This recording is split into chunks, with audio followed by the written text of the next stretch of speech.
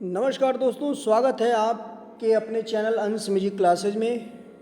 दोस्तों, मैं आशा करता हूं कि आप सभी अच्छे हैं और आप सबका जो प्यार मिल रहा है हमारे चैनल को, इसके लिए मैं दिल के अनंत गहराइयों से शुभकामनाएं देता हूं, धन्यवाद ज्ञापित करता हूं आप सभी के प्रति। और अधिक से अधिक आप इसे शेयर करिए अपने जानने वालों के बीच में, लाइक करिए और थोड़ा प्रोत्साहित कीजिए हमें भी, ताकि हम और अच्छे अच्छे कंटेंट आपको लाएं, समझाएं।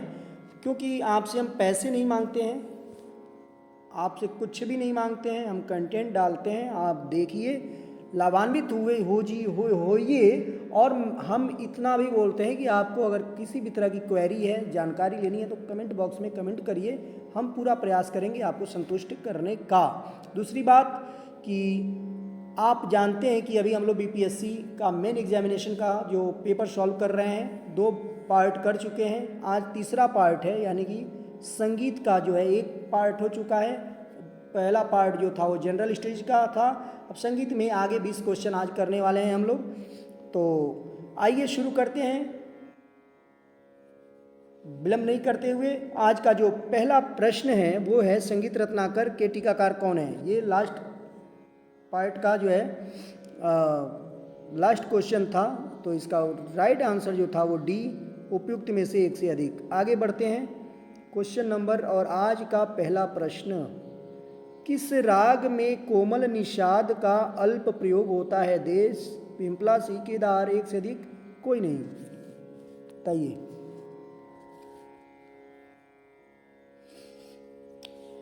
तो मित्रों, इसका राइट आंसर जो होगा वो होगा क्या, सी, केदार। ठीक है, क्या होगा, सी, केदार।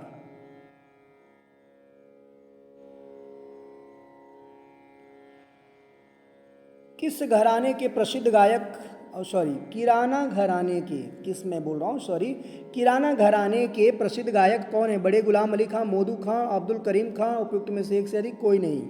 बताइएगा। 62। तो किराना घराने के एक प्रसिद्ध गायक हैं वो अब्दुल करीम खां साहब हैं। बड़े गुलाम अली खां साहब पटियाला पंजाब, मोदू खां लखनऊ, ठीक है, करीम खां साहब किराना घराने के प्रसिद्ध गायक। आर्य संगीत विद्यालय पुणे की स्थापना किसने की। भातखंडे, विष्णु दिगंबर पलुस्कर, अब्दुल करीम खां, उपयुक्त में से एक से अधिक, कोई नहीं।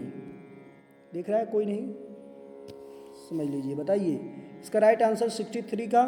तो इसका राइट आंसर जो होगा वो सी होगा, अब्दुल करीम खां। आर्य संगीत विद्यालय पुणे की स्थापना किसने की थी। सर्वप्रथम अब्दुल करीम खां ने की थी। ठीक है ना।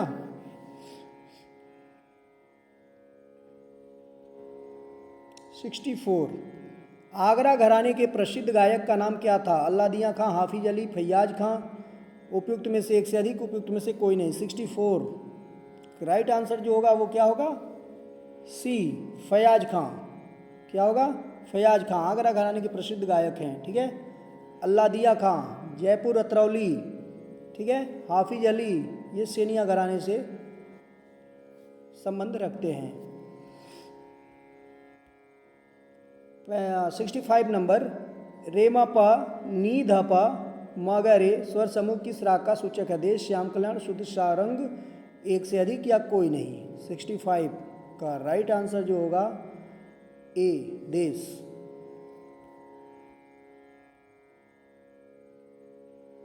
66, भातखंडे जी की थाट पद्धति किस पर आधारित है। मुकाम पर, संस्थान पर, मेल पर, एक से अधिक या इनमें से कोई नहीं। किस पे आधारित है भाई, राइट आंसर बताइए इसका। इसका राइट आंसर होगा वो सी, मेल। ठीक है, मेल पर आधारित था भाई। ठीक है, ध्यान दीजिएगा, मुकाम और संस्थान की बात ही नहीं है यहाँ पे, मेल पर, क्योंकि वेंकट मखी का अनुसरण किया था इन्होंने। उनके 72 मेल से, ठीक है, 32 निकाला था, उस 32 में से भी 10 जो है जरूरी के निकाल के बाकी को छोड़ दिया था इन्होंने। तो इसका सी राइट आंसर होगा। 67, नाट्य शास्त्र में सुशिर वादों का वर्णन किस अध्याय में किया जाता है। 30, 31, 33, उपयुक्त में से एक से अधिक, कोई नहीं। 67 का बताइए। तो इसका राइट आंसर जो होगा वो ए होगा। 30 यानी 30वें अध्याय में जो है वो क्या है, नाट्यशास्त्र में सुशिरवादों का वर्णन किया है आचार्य भरत मुनि ने। 68 राग देश का गायन वादन समय क्या है? रात्रि का प्रथम प्रहर, रात्रि का दूसरा प्रहर, रात्रि का तीसरा प्रहर, एक से अधिक कोई नहीं। 68 तो रात्रि का दूसरा प्रहर बी। 69 मारिफुनगमात के रचयिता कौन है? राजा नवाब अली, दौलत राम, राजा खां, उपयुक्त में से एक से अधिक कोई नहीं। 69 तो इसका राइट आंसर होगा ए, राजा नवाब अली खां। मारिफुनगमात ग्रंथ के रचयिता कौन है? राजा नवाब अली खां। 69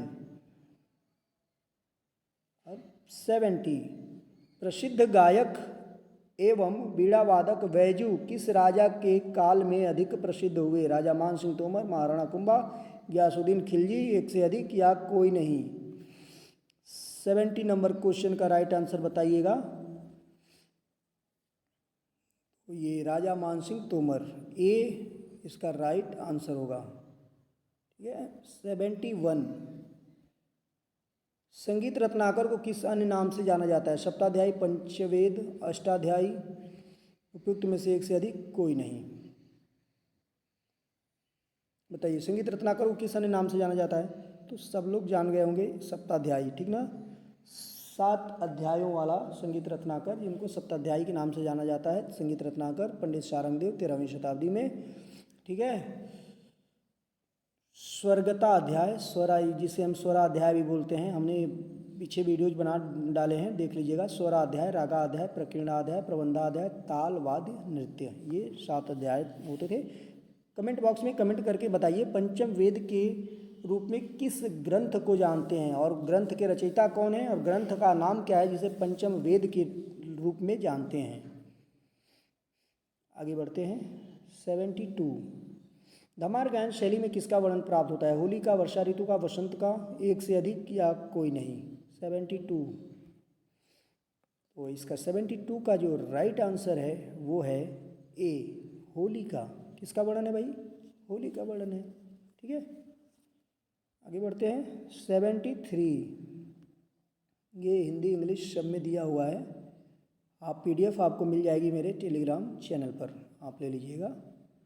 परमेल प्रवेशक राग किसे कहते हैं? एक जाति से दूसरी जाति में प्रवेश करने वाला, एक थाट से दूसरे थाट में प्रवेश करने वाला, एक प्रहर से दूसरे प्रहर में प्रवेश करने वाला, उपयुक्त में से एक से अधिक, उपयुक्त में से कोई नहीं। हम संगीत विद्यार्थियों की सबसे बड़ी दिक्कत यह है कि हम ओवर कॉन्फिडेंस में हो जाते हैं। जो चीज़ों के बारे में थोड़ा जानते हैं ना, उसमें ओवर कॉन्फिडेंस होकर गलत कर जाते हैं। अब मैं जानता हूँ कि बहुत लोग जो है प्रश्न कर दिए होंगे, बी राइट आंसर कर दिए होंगे या सी कर दिए होंगे, ठीक है ना, लेकिन इसका राइट आंसर जो होगा वो क्या होगा? डी। क्या होगा? डी होगा भाई, डी। एक से अधिक, हालांकि BPSC ने जो माना है वो क्या माना है? बी माना है। एक थाट से दूसरे थाट में प्रवेश कराने वाला, वो क्या है? उसके अकॉर्डिंग परमेल प्रवेशक राग है। तो क्या एक प्रहर से दूसरे प्रहर में प्रवेश नहीं कराता है परमेल प्रवेशक राग? हाँ, एक थाट से जब दूसरे थाट में जाता है तो एक प्रहर से दूसरे प्रहर में भी तो प्रवेश कराता है। मारवा क्या है? परमेल प्रवेशक राग है। कहाँ से कैसे जाता है फिर? तो BPSC के अनुसार इसका बी ऑप्शन सही है, एक थाट से दूसरे थाट में प्रवेश कराने वाला। और हमारे हिसाब से इसका डी होगा, एक से अधिक होगा, यानी कि एक प्रहर से दूसरे प्रहर में प्रवेश कराने वाला भी परमेल प्रवेशक राग होता है। डी अब्दुल करीम खां किस घराने के गायक थे? किराना, रामपुर, आगरा, एक से अधिक कोई नहीं। 74 इसका राइट आंसर ए होगा, किराना घराने, अब्दुल करीम खां। शायद अभी तो ऊपर आए थे। अर्धदर्शक स्वर किसे कहते हैं? अर्धदर्शक स्वर किसे कहते हैं? गांधार, पंचम, मध्यम, एक से अधिक कोई नहीं। 75 का सी सब लोग जानते हैं, मध्यम माँ को अर्धदर्शक स्वर कहते हैं। ठीक है। कितना आप सोचिए, मेन एग्जाम का ये पेपर है, ठीक है, इसलिए घबराइए नहीं, अपनी तैयारी दुरुस्त रखिए, खूब पढ़िए, जम के अध्ययन करिए। कहाँ से करते हैं डजंट मैटर, आप करिए, अध्ययन करिए, सिर्फ मन लगा के करिए, बाकी देखिए फिर कितना आनंद आता है। कोई नहीं जानता है कि आपका चेयर कौन सा है, आपकी नौकरी कौन सी है, ठीक है ना। ये पेपर है मेन एग्ज़ाम का, सोचिए। हम एस्टेट का भी पेपर आपको दिखाएंगे, आप एस्टेट का भी पेपर देख लीजिएगा कि कैसा आता है पेपर या आया था। उस्ताद फयाज खां का जन्म किस वर्ष में हुआ था? सन 1868, 1876, 1886, एक से अधिक या इनमें से कोई नहीं। तो इसका राइट आंसर जो है वो है सी 1886, लेकिन बीपीएससी ए माना है 1868। कैसे? I don't know. संगीत प्रवेश नामक पुस्तक किसने लिखी? कृष्ण राव पंडित, शंकर पंडित, कुमार गंधर्व, ओमकारनाथ ठाकुर, एक से अधिक या इनमें से कोई नहीं। 77 का बताइए। अब इसके बारे में हमें कोई जानकारी हो नहीं पाई है कि कृष्ण राव शंकर पंडित हैं या क्या है। इसको आप लोग देखिएगा, कमेंट बॉक्स में कमेंट करके बताइएगा कि क्या है। हालांकि जो बीपीएससी मान रहा है वो कृष्ण राव शंकर पंडित मान रहा है, ठीक है। 78 भारतीय संगीतवाद पुस्तक के लेखक कौन है? भातखंडे जी, हरीशचंद्र श्रीवास्तव जी, प्रेमलता शर्मा जी, एक से अधिक, इनमें से कोई नहीं। 78 का जो राइट आंसर होगा वो होगा, एक मिनट, राइट आंसर जो होगा वो होगा ई, क्योंकि भारतीय संगीतवाद्य पुस्तक जो है लालमणि मिश्र जी का है। किसका है? लालमणि मिश्र जी का है, इसलिए इसका राइट आंसर जो होगा वो ई हो गया, इनमें से कोई नहीं। 78, 79 राग वर्गीकरण में संकीर्ण राग किसे कहते हैं? राग वर्गीकरण में संकीर्ण राग कहते हैं किसे?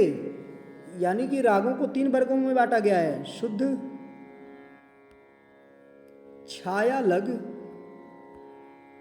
और संकीर्ण। तो शुद्ध वो होते थे जिनमें किसी अन्य रागों का मिश्रण ना हो, उन्हें शुद्ध के अंतर्गत रखते थे। छायालग वे थे जिनमें किसी अन्य राग की छाया पड़ती हो, वो छायालग थे। और संकीर्ण वो थे जिनमें 2 3 या इससे भी अधिक रागों का मिश्रण था, उसे संकीर्ण कहते थे। तो ऑप्शन बताइएगा कौन सा सही होगा। राग वर्गीकरण में संकीर्ण राग किसे कहते हैं? जिसमें स्वरों की संख्या कम हो, कई रागों की छाया दिखाई पड़े, जिसमें स्वरों की संख्या अधिक हो, एक से अधिक या इनमें से कोई नहीं। 79 का राइट आंसर होगा क्या? जिसमें कई रागों की छाया दिखाई पड़े, अभी हमने बताया ना, बी इसका सही होगा। 79। और आज का अंतिम प्रश्न, ये त्यागराज की जन्म तिथि क्या है?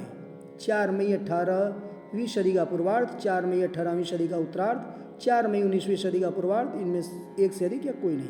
80। तो बताइए, इसका राइट आंसर होगा वो 4 मई 18वीं सदी का उत्तरार्ध।